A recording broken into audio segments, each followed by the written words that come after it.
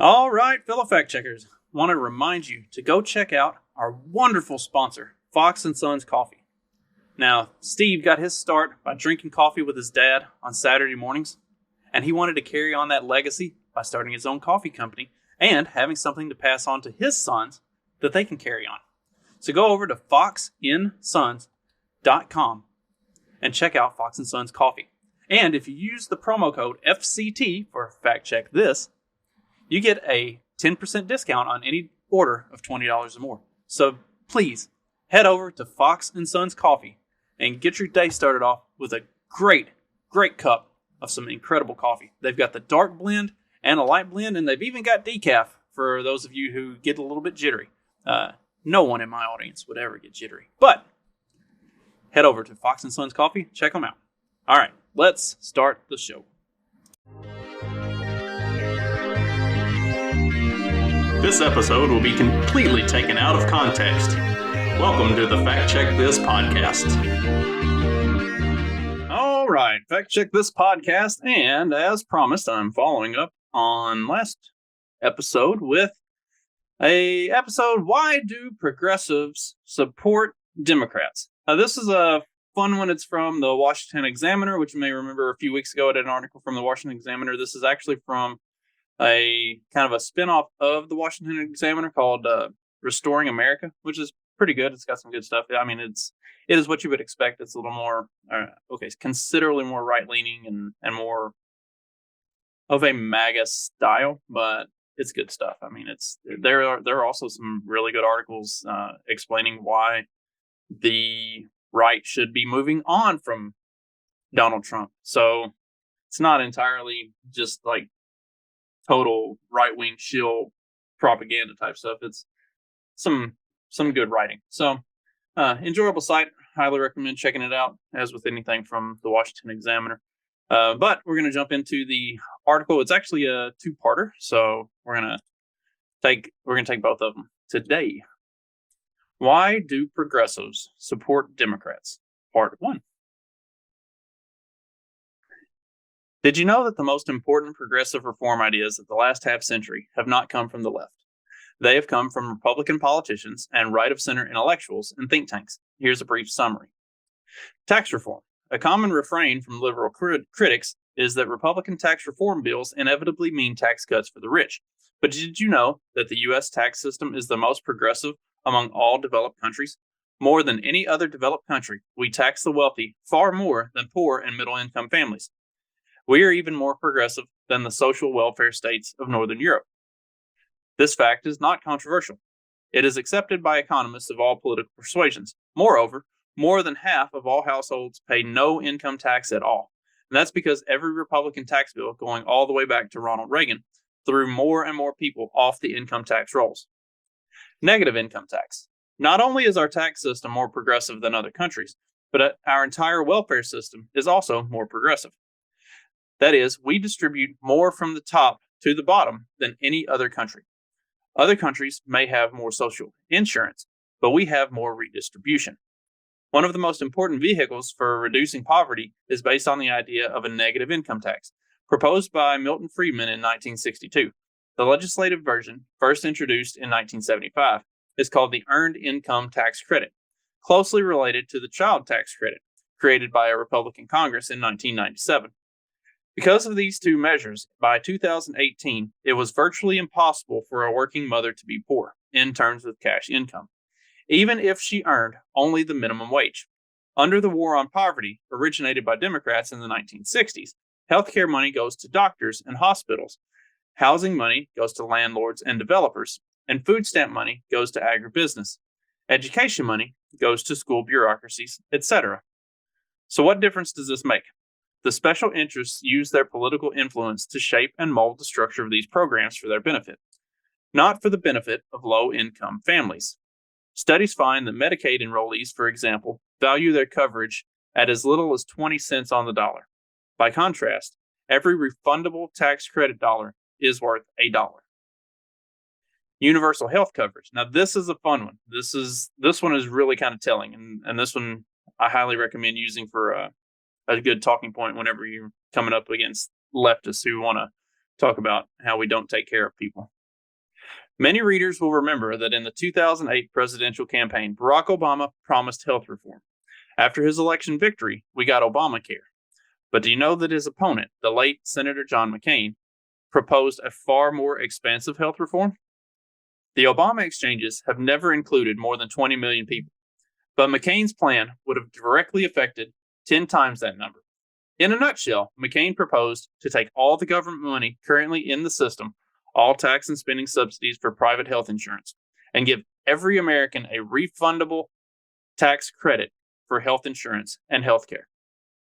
Obamacare sends money to insurance companies and imposes all kinds of top-down regulation. Instead, McCain's plan would have sent the money to families and let market competition meet their needs. Whereas Obamacare made the government bigger, McCain would have made the government better. See, this is the thing that they talk about with Obamacare. They act like people were being left out. People weren't being allowed to have coverage. And that by imposing Obamacare, that it forced these companies or these insurance companies, it forced these medical industries to allow people to have health care. That's not the case at all. It incentivized the insurance companies to put people on healthcare who should probably not have it, so that they could rake in money from the government, which added whole extra levels of bureaucracy, added all these extra levels of basically washing the money. Because, as I've talked about before, the pharmaceutical and medical lobbies are literally the biggest, by far, not even close, in the country. They're the ones who dump the most money into crafting legislation. So if the legislation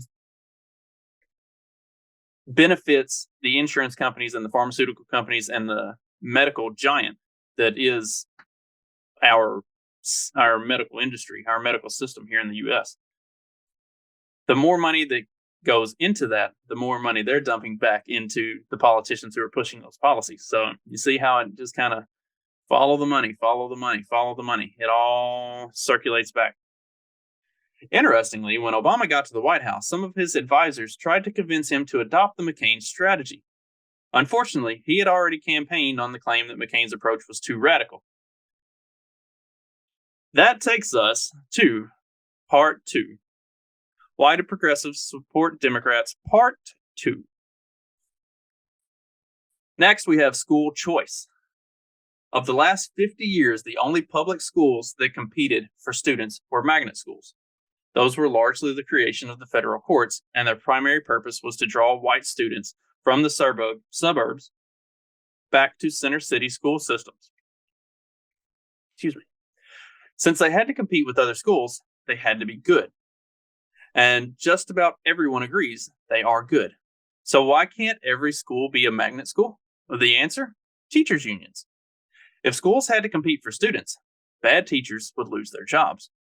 Bad schools would be forced to close. And because the Democratic Party is so dependent on teachers' union support, you will be hard-pressed to find a Democratic politician anywhere who supports absolute school choice.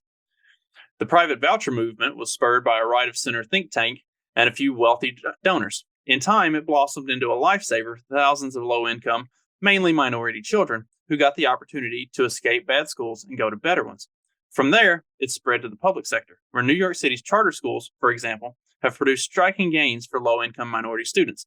Today, there are 27 public voucher programs in 16 states and the District of Columbia. Unfortunately, schools participating in voucher programs are hampered by a requirement to admit students based on lotteries almost everywhere. This means that, unlike magnet schools, they're not allowed to specialize and ensure that the right student gets into the right school. Instead, they are forced to be all things to all students, just like the public schools. And see, that's the Democratic equality policy stuff. And instead of allowing schools to teach based on what students are interested in learning or need to learn or would be most beneficial to them, they require this like broad stroke across the board. Everything has to be the same all things for all people type of school system, which basically just creates a bunch of fucking idiots. I mean, if today's Generation Z is not a striking uh, blow against public schooling and has not like highlighted just how bad and how completely fucking ignorant these schools are pumping kids out as.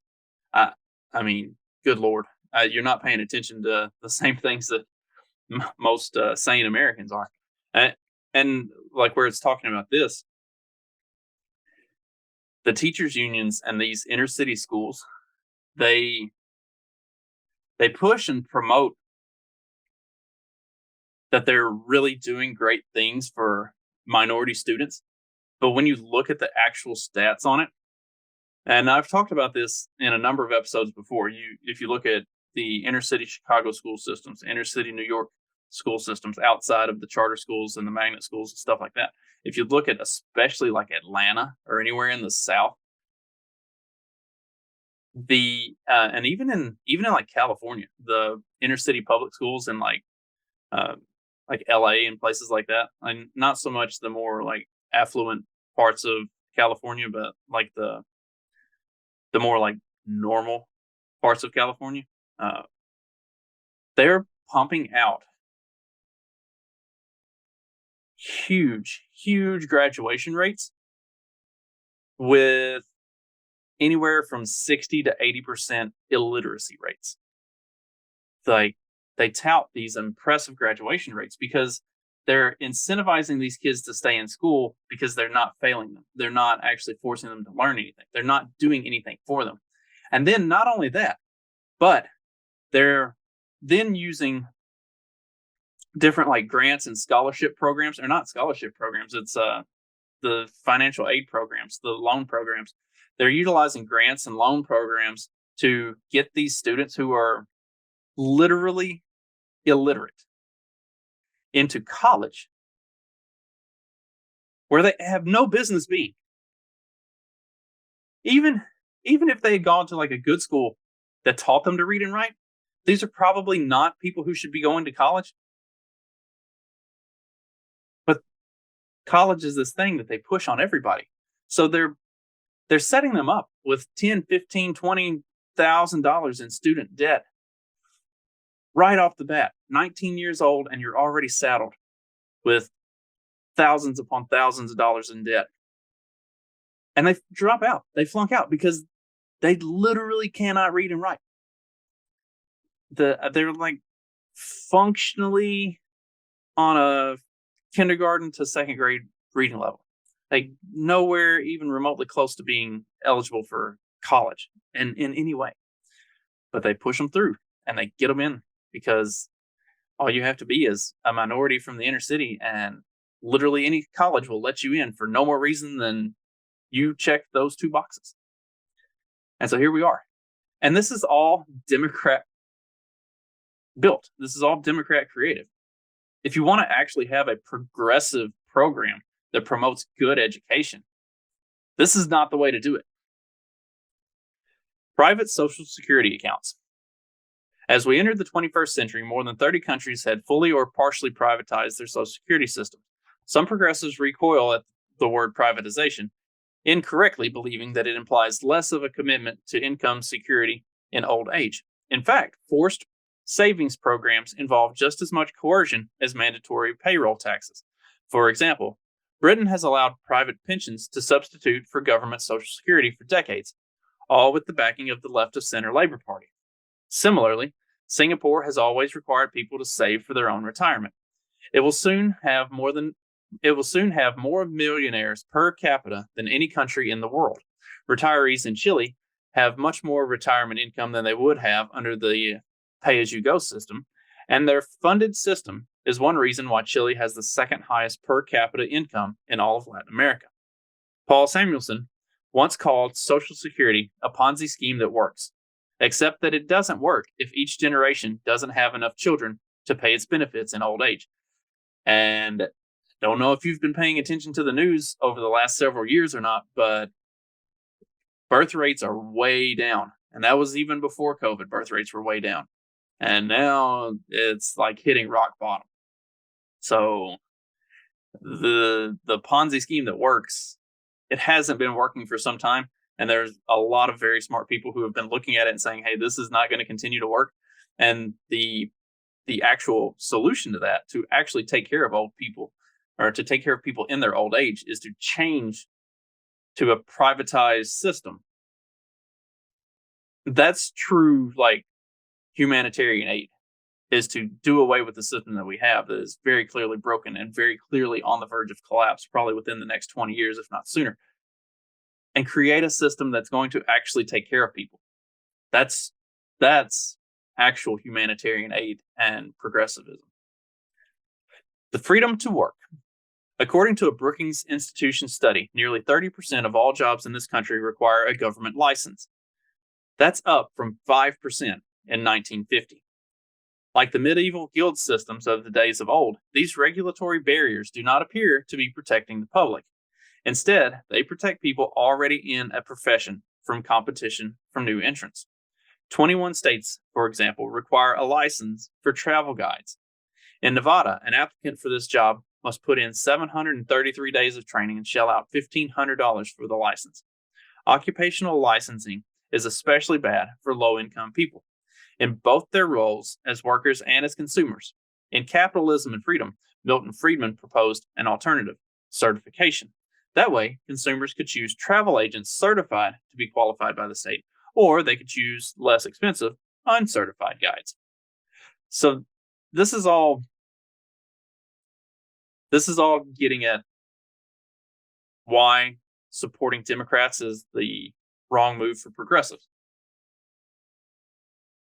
Now, with that being said, I do not want progressives supporting Republicans.